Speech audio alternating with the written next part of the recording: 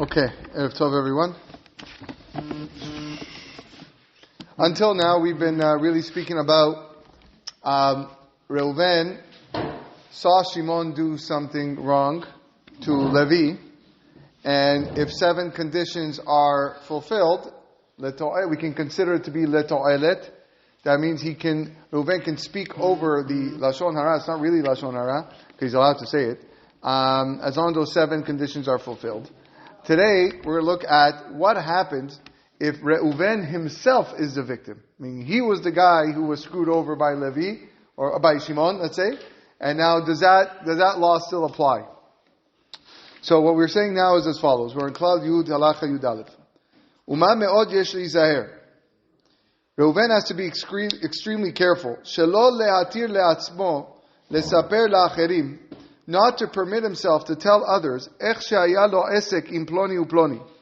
he had personal dealings with Shimon, ugzalo, and then he robbed him, or ashako, or cheated him, bezeu bazeh ofen, in such and such manner, or shecherfo, or he was debased, or tziaro, distressed, ubisho v'kol ka'igavna, or embarrassed him.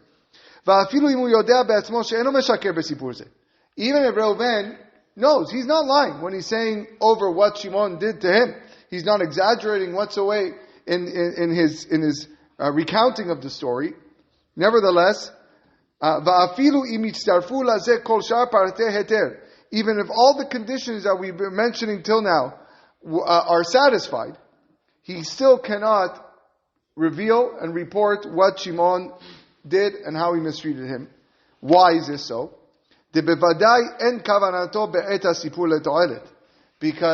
there's no way that his intention, when relating this, what Shimon did, is to achieve to'elet, of upholding the truth. We said, until the kaneh la'emet, to uphold the truth for everyone.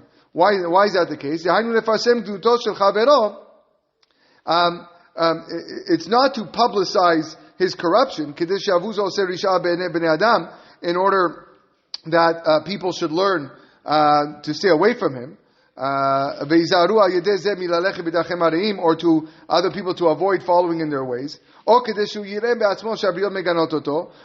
Shimon should see people are denouncing him, and maybe that Shimon will change his ways. None of that is applicable in this. We have to assume that Reuven's whole intention is to humiliate Shimon in people's eyes. And publicize that Shimon deserves shame. He deserves disgrace because of what he did to me. Because he damaged my possessions or he damaged my reputation. The more Reuven sees that his words are being listened by listeners, and that Shimon is now perceived by others as an object of disdain or as an object of contempt, then Reuven's going to be happy, and the more pleasure he derives from that Lashon Hara. So there's no to'elet in this case, bichlal, and therefore for Reuven it's forbidden to report that misdeed. It's certainly forbidden for Reuven to disparage Shimon if Shimon did not actually harm him. But he just failed to extend one of the favors, a favor towards him, demanded of a Jew.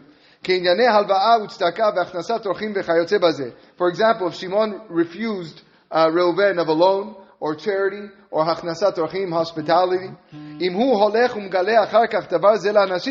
Reuven all of a sudden goes around telling people how I asked Shimon for a loan and he didn't give me a loan,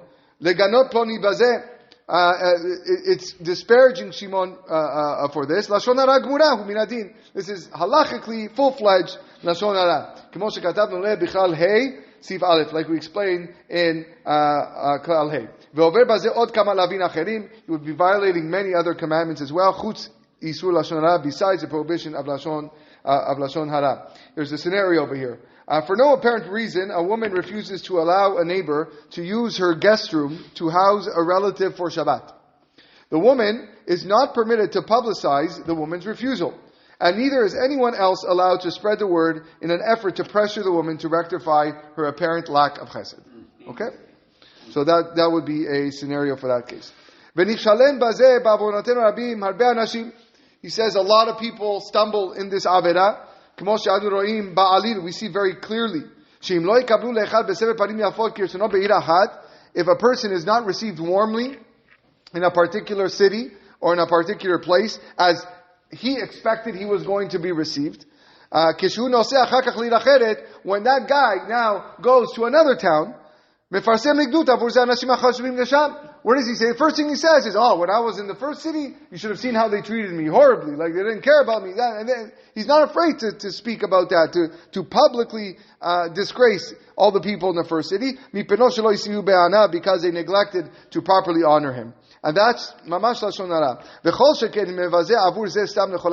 Certainly, if a person disparages the entire city or the entire community, it's undoubtedly a grievous sin. Like we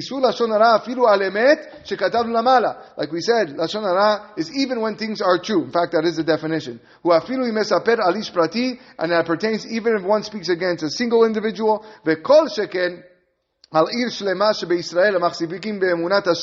And certainly against an entire city of Jews who firmly believe in God.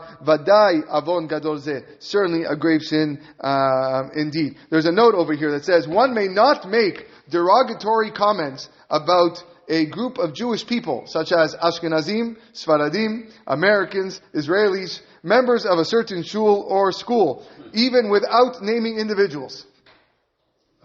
Let me repeat that one more time. One may not make derogatory comments about a group of Jewish people, Ashkenazim, Sfaradim, Americans, Israelis, members of a certain shul or school, even without naming individuals.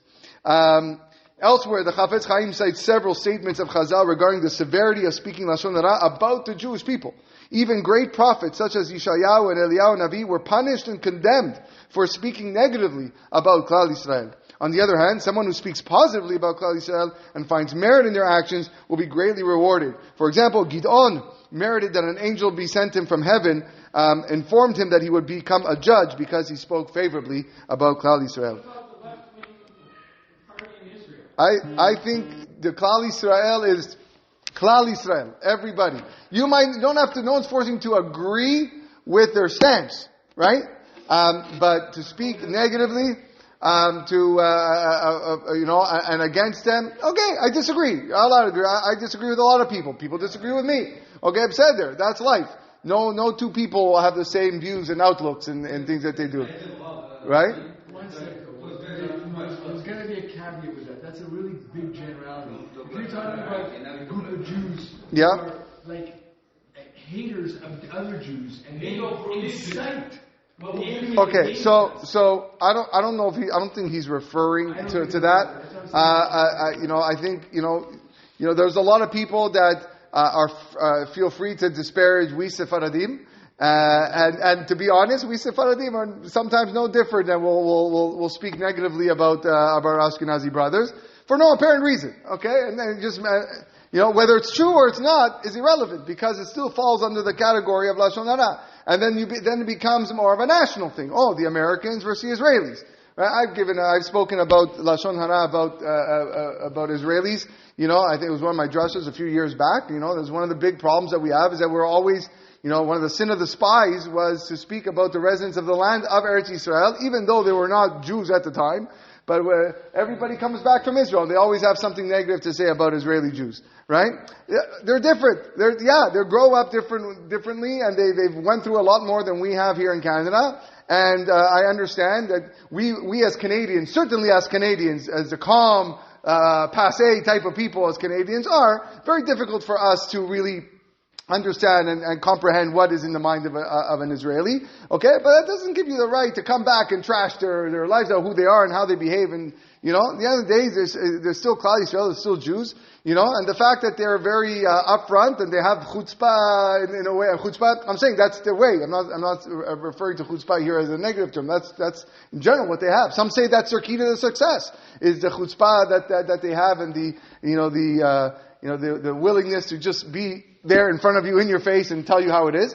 But that's who they are, and we can't speak down about a group of Jews wherever they are in the world. And I think that's his point over here, and why he makes a point to say the last scenario, and with this we'll end. So, a man is on a fundraising mission across America. In one city, he receives a frigid reception and little support. As his next stop, where he's invited to speak, he jokes about the coldness of the other city.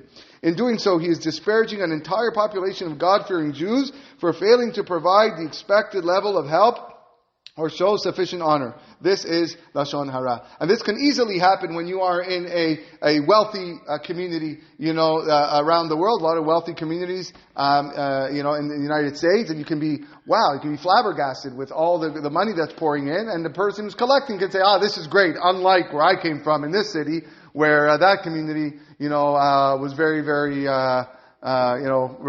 I guess, held back in terms of giving what I felt that they could give. All right, so people say there's a lot to be careful and watchful for with regards to what comes out of our mouth, and this I think was a very important halacha. Okay, we'll continue next time.